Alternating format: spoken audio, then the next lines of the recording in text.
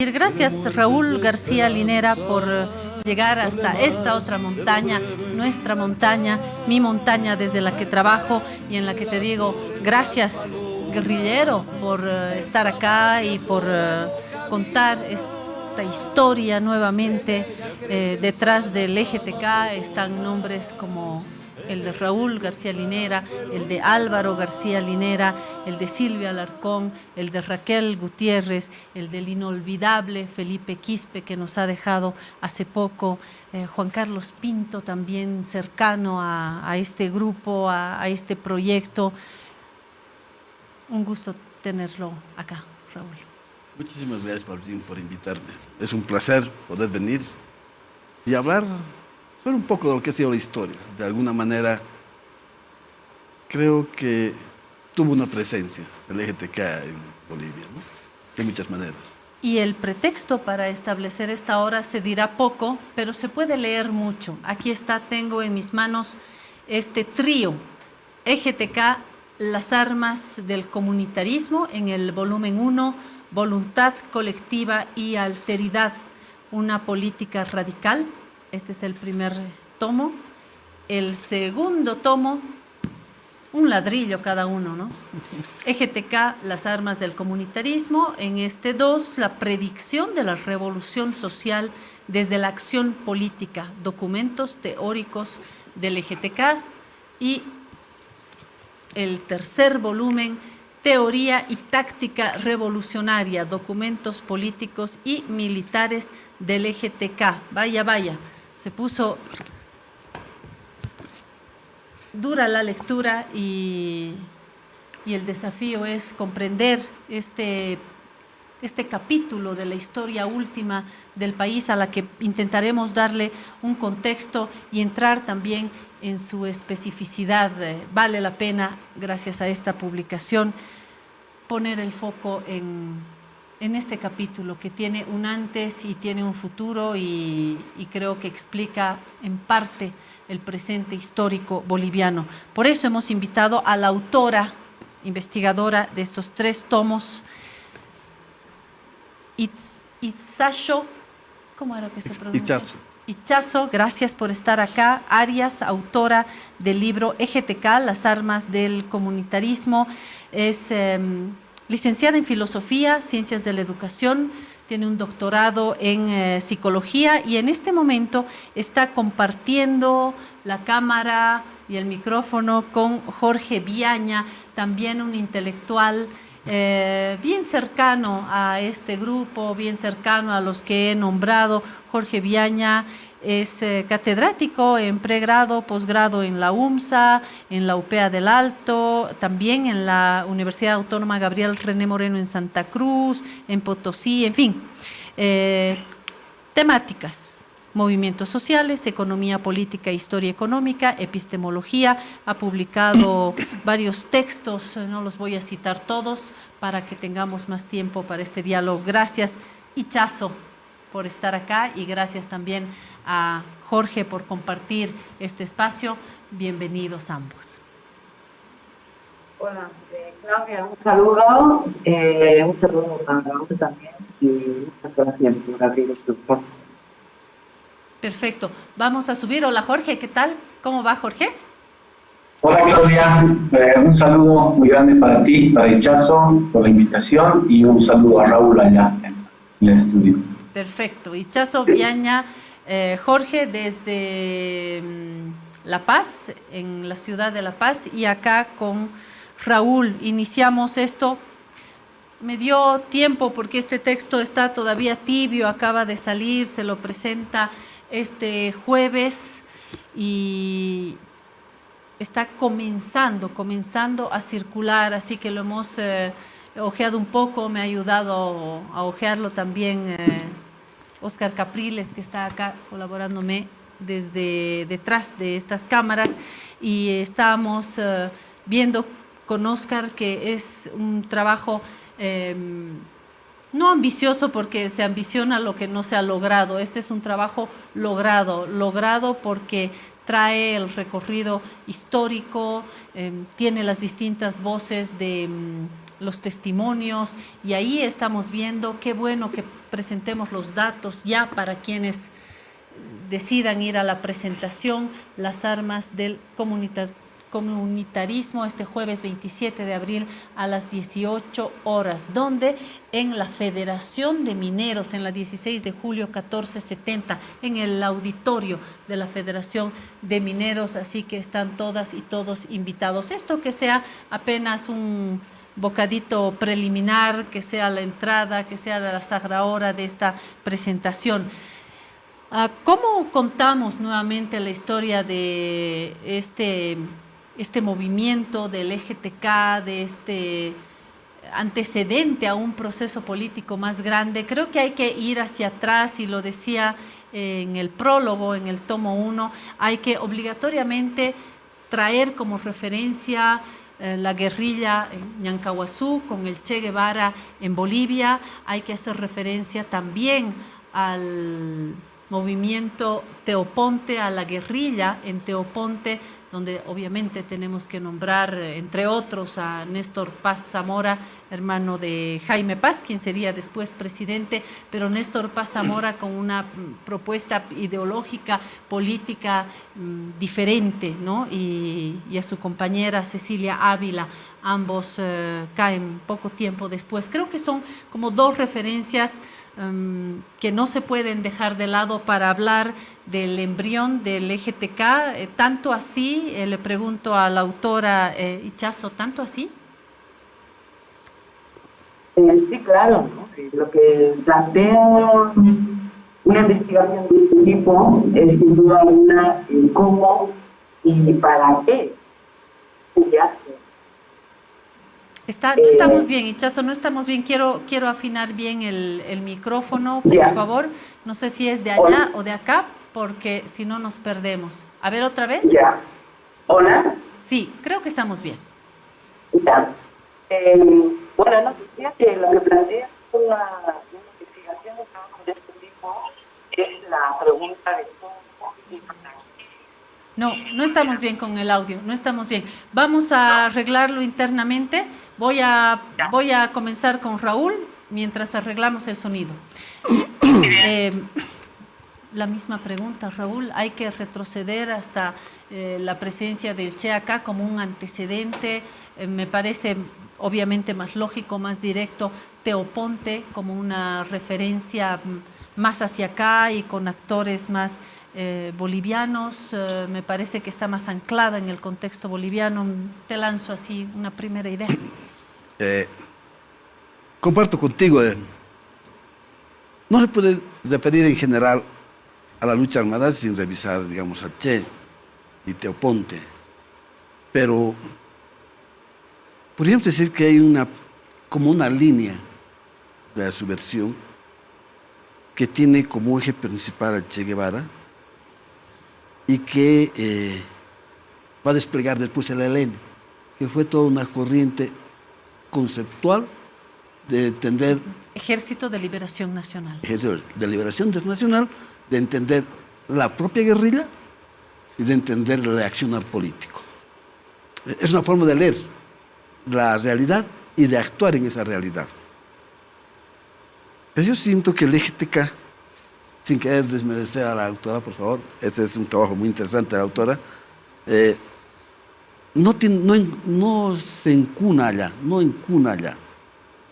El EGTK más bien es su propia guerra, la propia forma de plantearse la guerra, la política devenida en lucha armada, porque es ante todo un hecho político que deviene en un hecho armado, está pensado en otra forma de la guerra.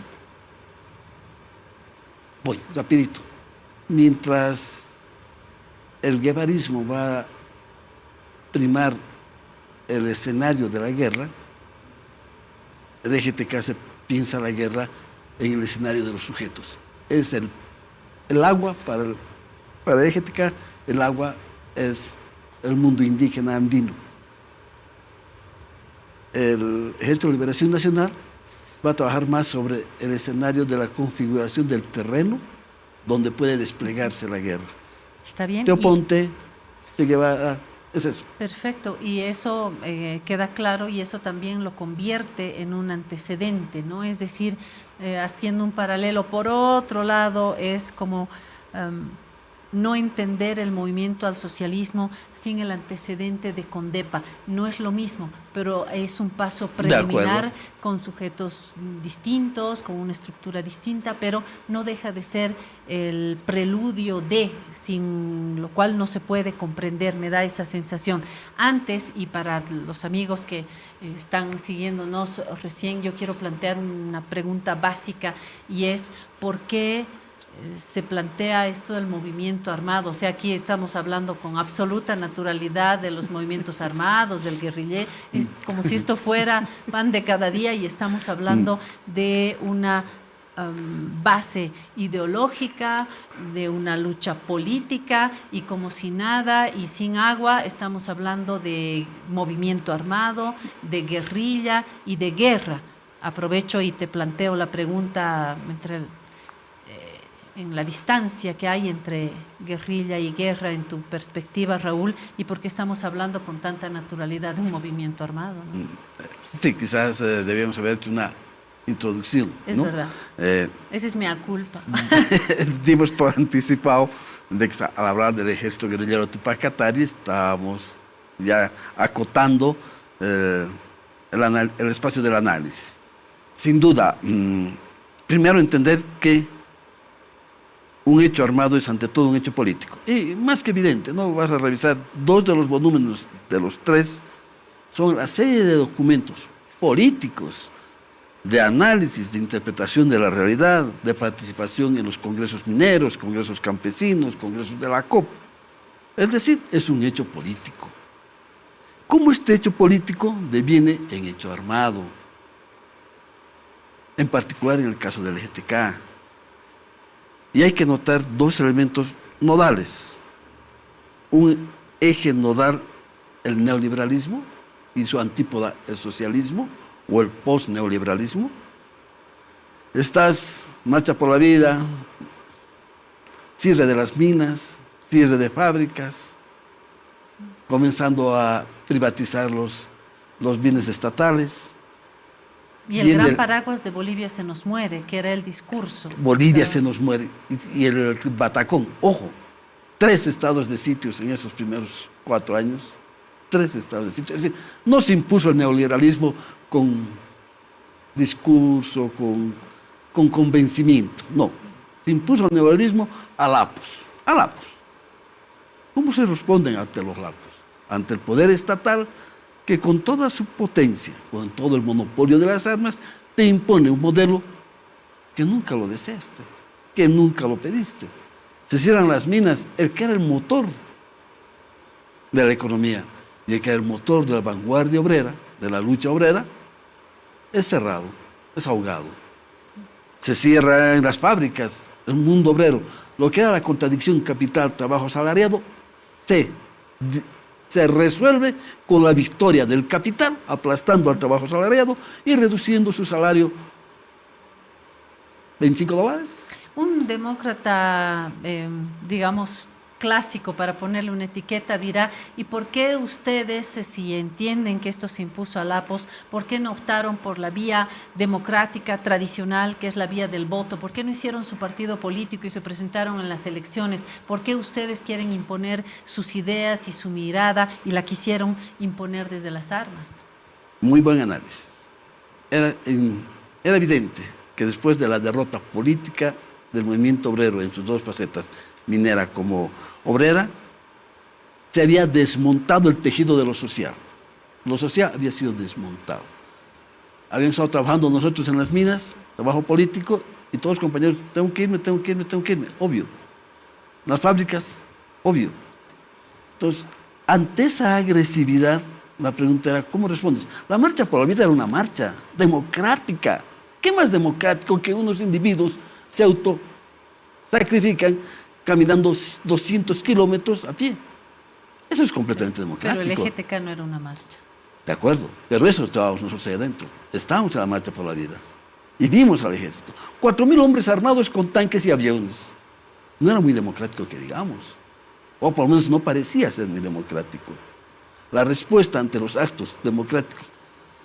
El 21 de febrero del 60 hubieron 45 días de huelga de hambre interior mina. Era democrático eso, con la respuesta, estado de sitio.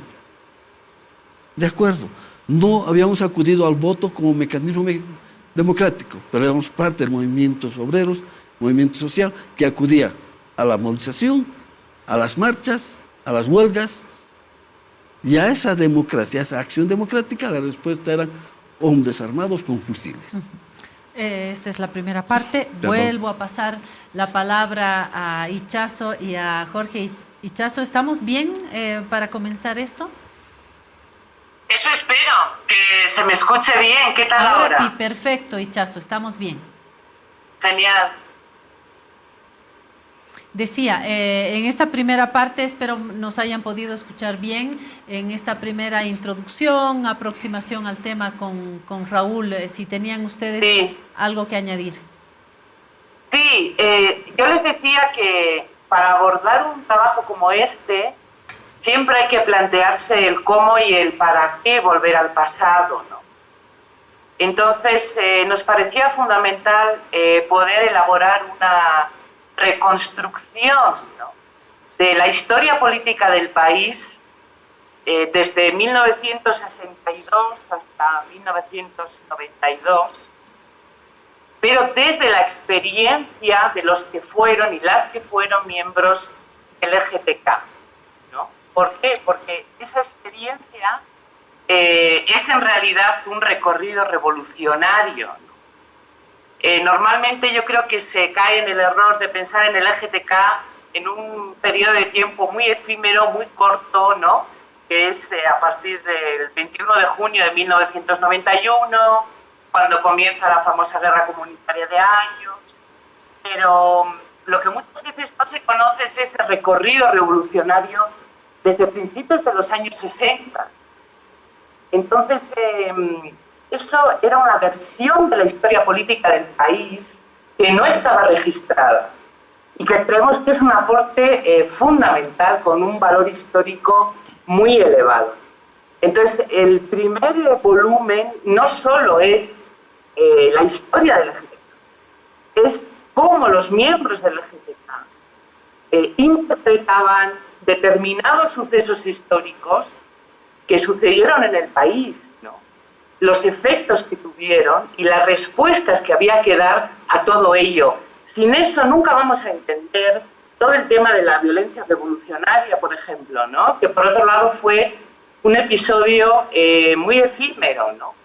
Entonces, esto es bien importante también para conocer después el volumen 2 y el volumen 3, que son los textos, ¿no? La idea es que el momento fundacional de la política es la experiencia. Entonces, sin ese relato de la experiencia, que es colectivo, ¿no?, que se ha realizado a través de 19 entrevistas a los que fueron miembros del EGTK, tampoco vamos a entender bien los textos, ¿no? Ya sabemos que la producción teórica era muy importante, ¿no?, era otro medio más para la revolución. Pero es bien fundamental partir siempre de la experiencia, ¿no? Bueno, es un poco para orientar la lectura, ¿no? Sí, gracias. Gracias, Ichazo. Creo, antes de pasarle la palabra a Jorge, vuelvo con Raúl para hablar de esto que pone sobre la mesa Ichazo y que no es menor, y es la interpretación desde no una teoría y no una sola mirada. Creo que vuelvo a la comparación con los antecedentes, llámese el Che en Ñancahuazú o Teoponte más tarde. Creo que el EGTK marca un nuevo periodo, sobre todo por la lectura, por las vertientes también. Ya no solamente hay una lectura desde el marxismo, se añade la clave en todo esto, que es Fausto Reinaga, se añade la experiencia, voy siguiendo un poquito, intento dialogar con Ichazo también, y la experiencia y la lectura desde el mundo obrero, desde el mundo campesino, el mundo minero. Entonces, ¿cómo se va tejiendo todo esto para que no se haga un Frankenstein, Raúl? Yo creo que lo potente, y lo dice muy bien Ichazu, es las líneas convergentes de todos los concurrentes a configurar el EGTK. Ninguno era guagua y ninguno lo habíamos sacado de la escuela para convertirlo en guerrillero. Todos veníamos con una historia, con una forma de interpretar el mundo, y veníamos desde esas corrientes. De algo que Pero tenían algo de guagua, San Raúl, sí, sí. eran muy jóvenes. Y más aún Silverio, cuando cayó tenía 17 años, ¿no? Pero digo, en general la mayoría. Entonces hay una concurrencia y de eso estamos orgullosos. Tenías trotskistas, tenías guevaristas, tenías marxistas, leninistas, tenías anarquistas. Una concurrencia Fausto-reinaguistas, cataristas. Es un mapa de la política nacional concurriendo a una voluntad. Te decía hace rato del asunto de la primera contradicción, que era esta contradicción neoliberal, pero quería acabar, dame un minuto, y la otra contradicción, la condición colonial. La condición colonial atraviesa todo el continente, con su nota específica, la boliviana, y el catarismo va a ser la mejor reivindicación de esa nota de lo colonial. Y si te fijas, si puedes tener en lecturas en Latinoamérica de la lucha de la clase de trabajo asalariado, de clase, Cuba, como ejemplo, Nicaragua, no tenías ninguna nota parecida a lo que era la lucha anticolonial.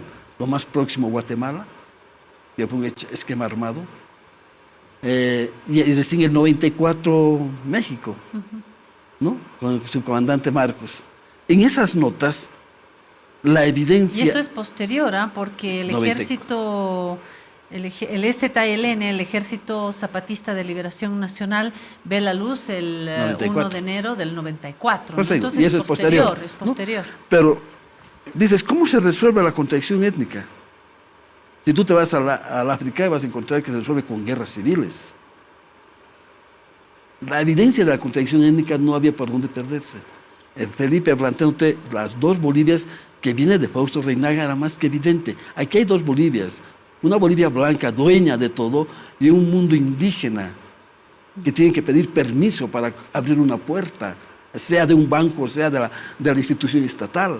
Estas dos Bolivias tienen que resolverse. Y no, como decía un canal privado, la Bolivia bloqueadora y la Bolivia productiva, ¿no? Oh, correcto, que era la contradicción que querían presentar. Cuando Felipe te plantea, somos quienes vivimos de trabajo propio, no de trabajo ajeno. Cuando Felipe le dice a los ministros, ¿cuándo han comido una papa producto de su trabajo? Mancagastos come de baldes. Te estaba traduciendo todo el programa. Un pueblo que vive de su propio trabajo, no de trabajo ajeno, y que encima es humillado, doblegado, una Bolivia subsumida. Yo creo que esas dos contradicciones son las que articulan y dan forma a lo que va a ser el EGTK en su accionar, ¿no?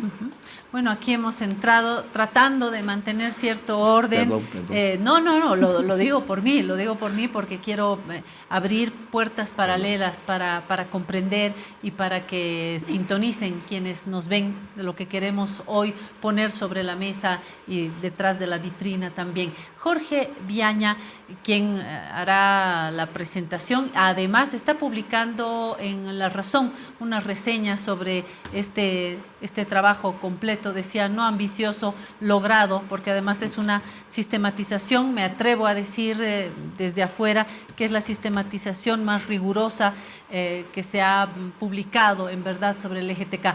Jorge, ¿estamos bien en el orden? ¿Qué ajustes harías para esta primera parte?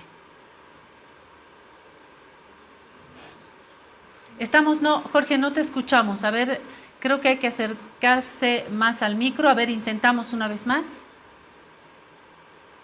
¿Se escucha? Ahora sí, Jorge. Ahora sí. Bueno, primero un saludo otra vez a todas, a todos.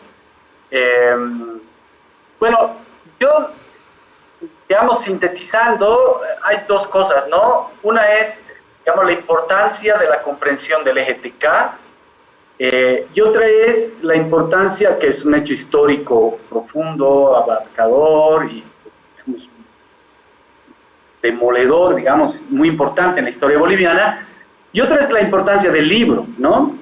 Sobre el primer punto, yo solo quisiera puntualizar, retomando lo que han dicho ya Ichazo y Raúl, a ver, la importancia, digamos, del horizonte histórico en el que se mueve el LGTK es el tratar de ensamblar los marxismos, que además está interesante como lo ha planteado Raúl, que se ve claramente en el libro, que hay muchas corrientes marxistas, con el indianismo, catarismo, que además incluso ese también es un debate, hasta qué punto los cataristas son indianistas, hasta qué punto, digamos, y hasta qué punto además se puede hacer ese ensamble entre marxismos, indianismos y catarismos, ¿no? Entonces, yo creo que ha sido un punto muy alto en el esfuerzo, además muy importante, el hecho histórico central, digamos que ha abarcado 20, 30 años de la historia de Bolivia, el tratar de ensamblar los marxismos con los indianismos, ¿no? El marxismo siempre ha sido muy, digamos, desapegado, un marxismo primitivo que no entiende el problema colonial, ni las cuestiones raciales, ni las cuestiones étnicas, y hay un indianismo también que no logra entender la importancia de que el capital es el eje que nos articula para explotarnos, aunque hay específicas formas de explotación racial y étnica, ¿no? Que hace énfasis en el indianismo y también.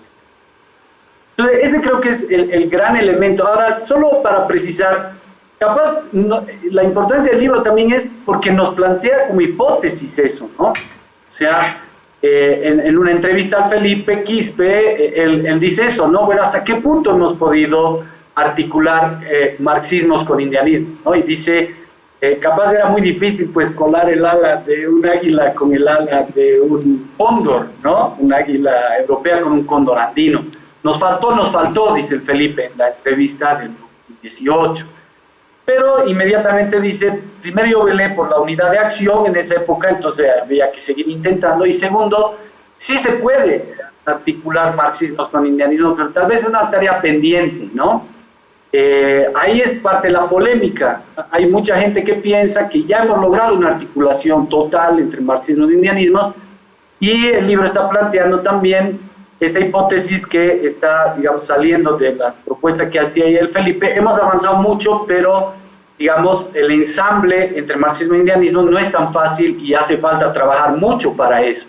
Entonces yo veo ahí la actualidad también, no solo de la experiencia del LGTK, que es extraordinaria, sino de la propuesta que hace esta investigación de Ichazo, ¿no? Basada en 19 entrevistas, en documentos internos, etcétera, que es extraordinaria las dos, ¿no?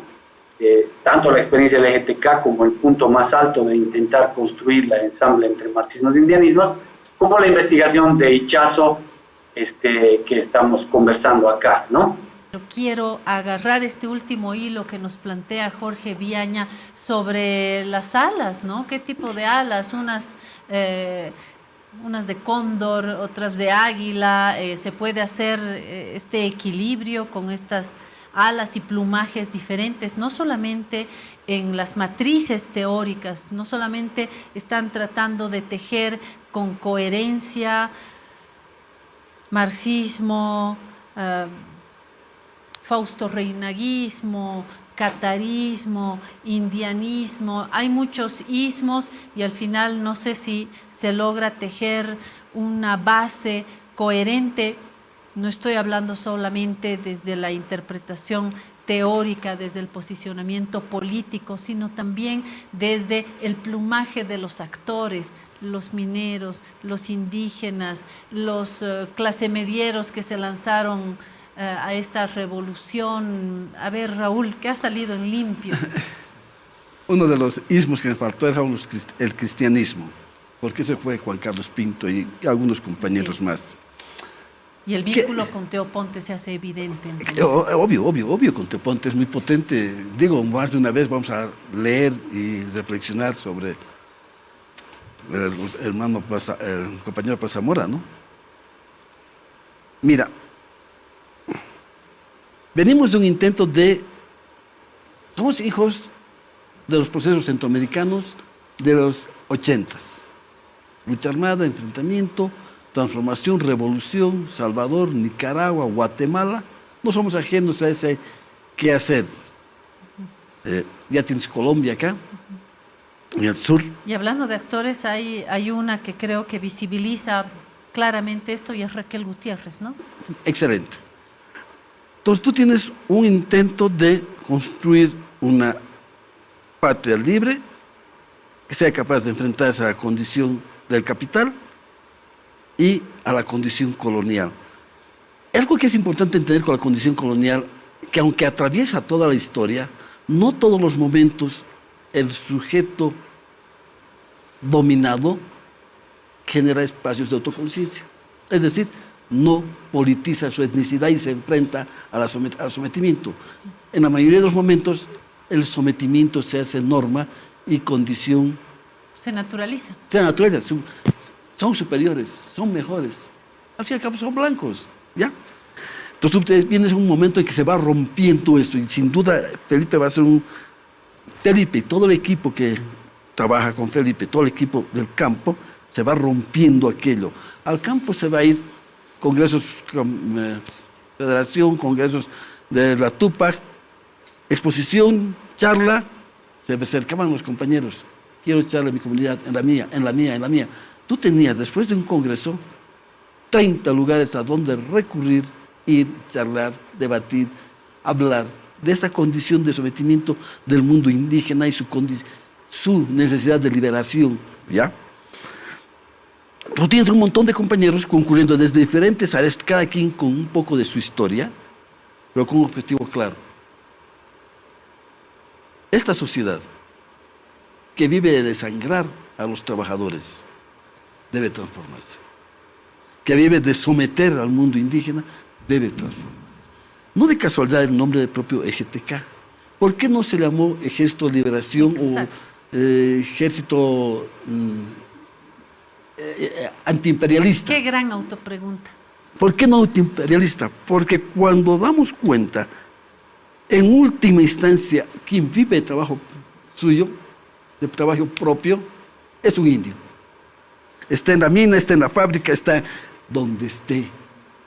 La gran incidencia, el gran cruce clase, etnicidad, se encuentra en que todos los que viven del trabajo propio habían sido indígenas. Y todos los indios viven de su trabajo propio. Porque la indianitud no es el código genético. ¿Cuántos abuelos o bisabuelos tienes españoles, europeos, Claro. indios? El Felipe era zunca, era bigote, era mestizo. Como todos. Ahí va el asunto. Todos somos mestizos. Ahora, ¿desde dónde te explicas? ¿Desde tus raíces indias o desde tus raíces españolas, europeas? Cuando asumes y dices, yo soy indio gracias a Dios, es EGTK, perdón.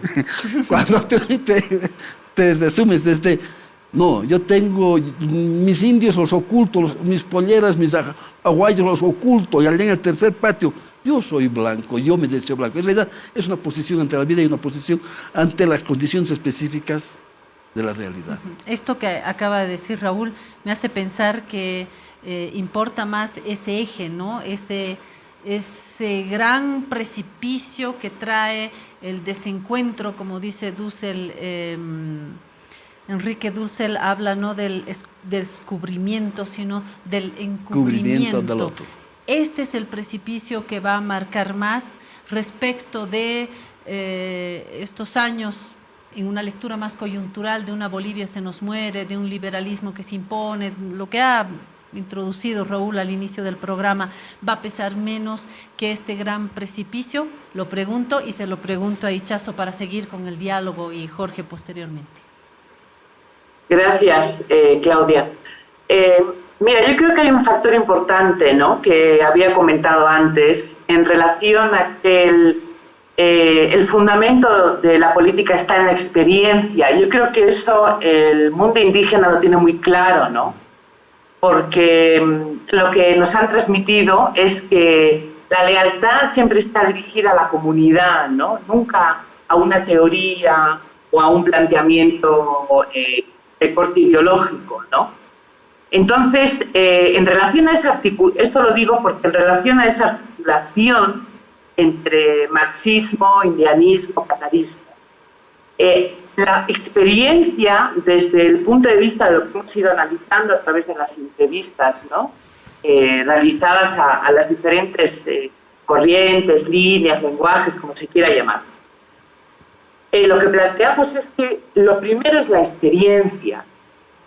Por eso en el primer volumen hablamos de voluntad política, voluntad colectiva y alteridad. Entonces, y eso lo explicaba muy bien Felipe, la práctica, la experiencia de estar juntos y juntas en esa voluntad colectiva de transformación social. Entonces, ahí hay un límite que hay que traspasar, ¿no? Eso es lo que hemos ido entendiendo y analizando. No solamente es respetar al otro diferente, ¿no? Intentar conocer la cultura político-militar, ¿no? El mundo indianista, ¿no? Catarista. Hay que pasar una línea, y esa línea se pasa cuando te dejas transformar por ese mundo, por el mundo indígena, si quieres llamarlo así, ¿no? Y tú mismo, tú misma empiezas a cambiar y a ser diferente en el contacto. Entonces ya, por eso hay que atravesar esa línea, ¿no? Que no es solo conocer, comprender, respetar, sino atravesar, compartir algo que a ti te está cambiando. Y eso se explica muy bien también en el relato histórico. Eso hace que después se pueda plantear de manera teórica, por ejemplo, o en un análisis político-ideológico, cómo se puede articular el marxismo con el indianismo-catarismo, si se puede indianizar el marxismo, ¿no? Entonces, por eso yo hablaba antes de la importancia del recorrido revolucionario, ¿no? Lo importante es esa experiencia. Lo de menos es, pues estuvieron 6 meses, ya en el 92, detenciones, torturas, fue un fracaso, no sirvió para nada. Tenemos tanto que aprender en la experiencia, que como decía, empezaba en el 62, con la experiencia de Felipe Quispe en el ELN, o de Fernando Surco en el POR. Estamos hablando de 30 años de historia, de recorrido revolucionario, ¿no? Entonces ese es el esfuerzo. Si desde la experiencia, desde las prácticas compartidas, en un contexto revolucionario, esto que está diciendo son grandes cosas, lo que tú decías al principio, no se puede decir con naturalidad, como si fuera algo de todos los días, ¿no? ¿Quién ha conseguido realmente eso? Ese tipo de transformación en el contacto con el otro, el indio, la india, ¿no? Y empezar a construirse de otra manera, ¿no? Esta es la clave. Y ese es el análisis que se hace. Aquí no se trata de jerarquizar interpretaciones, de decir quién tiene la versión correcta. Lo que hacemos en el relato es poner las interpretaciones en conflicto. ¿Qué decía Felipe? Felipe decía que no se había conseguido. Si no se hablaba aymara, no se podía, porque la aymara es una forma de pensamiento, una forma de vida, ¿no? Por ejemplo. Hay otros testimonios que dicen que sí, que en algo se consiguió. Entonces, estamos poniendo en conflicto. ¿Para qué? Para que la gente que lo lea acuda a la tradición de una manera reflexiva, crítica, ¿no? Por eso se trae el pasado al presente de esta manera, ¿no? De reinventar nuevas formas de emancipación. Es lo más importante. Porque esos modelos de los años 60 ya no sirven. Lo hemos visto en una década demostrando, por ejemplo, que los movimientos sociales pueden ensanchar la democracia sin echar mano de ningún tipo de violencia. Es cierto. Entonces hay que hacer análisis muy serios en relación a todo esto. Es cierto. Ya, perdón, que me ha alargado mucho. No, está perfecto. Y entonces es verdad. Y yo añadiría algo más. Nos quedan 2 minutos. Voy a hacer rápido la pregunta para que la conteste Jorge Viaña, que está cerca de estos textos, y es, admitiendo esto que dice Ichazu, que es el desafío de conocerse, de construir juntos, que no es fácil, hay logros, pero hay también otros precipicios, y creo que se han traducido en los alejamientos de actores fundamentales del LGTK, se traduce en los desencuentros, Felipe Quispe, Álvaro García Linera, o Felipe Quispe, Raúl García Linera, el alejamiento que implica una posición política de Raquel Gutiérrez, ahí se dieron de repente la visibilización más clara de los huecos que ha dejado este no poder encontrarse. Miren esa foto tan joven, Álvaro García Linera. Nos vamos, pero te dejo la última palabra, Jorge Viaña. Bueno, a ver, es que, digamos, hay que salir de una visión maniquea y también, digamos, dicotómica del asunto. O sea, una cuestión de tanta relevancia histórica, no es solo un problema de saber, digamos, cuáles son las discrepancias y quién se peleó con quién, cuál al final no enganchó con el otro, sino, a ver, es de enorme actualidad el libro y la experiencia, porque está en el orden del día para mí tres cosas muy importantes. La primera, discutir los métodos de lucha, o sea, más allá de que tengamos una cantidad de balances diferentes, los métodos de lucha están en juego, es decir, había un golpe de Estado, necesitamos organizar organizaciones de lucha de masas y formas de autogobierno, y si hace falta, también hace falta incursionar en mecanismos que nos permitan sostener una profundización del proceso. Ahora, formas de organización también, o sea, ¿cómo podemos no tomar en cuenta lo que nos ha planteado Ichazo, pero sobre todo la experiencia del PGTK para organizarnos en este momento? O sea, las experiencias de lucha o las formas de lucha, las formas de organización. Por ejemplo, el MAS yo discutí eso mucho tiempo, el MAS debería haber sido organizado como una organización de lucha de masas, y el EGTK se planteaba eso, aunque desde una vertiente de profundizar en algún momento, que lo planteó después del 90-91, la lucha armada. Entonces, es de enorme actualidad el libro, y es de enorme actualidad la experiencia del EGTK, porque necesitamos discutir los métodos de lucha, necesitamos discutir cómo organizarnos para repeler a una derecha cada vez más violenta, y necesitamos construir formas de autogobierno, necesitamos construir mecanismos de movilización de masa, y la experiencia del EGTK es fundamental.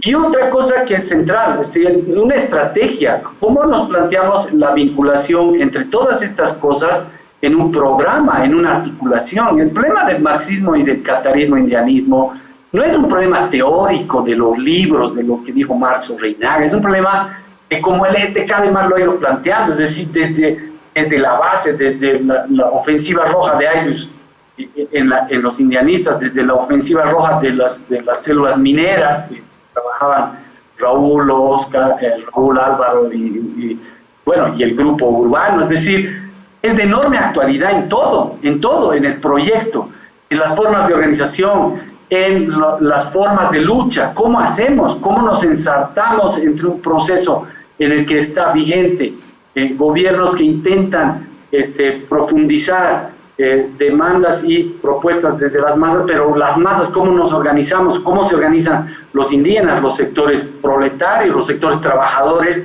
para dar sentido a toda esta lucha. Entonces, el problema para mí es esa, querida Claudia y Raúl y Chazo, y les agradezco a los tres por esta oportunidad, es de enorme actualidad. El libro y la experiencia del EGTK por los motivos que he planteado, y muchos otros que habría que profundizar.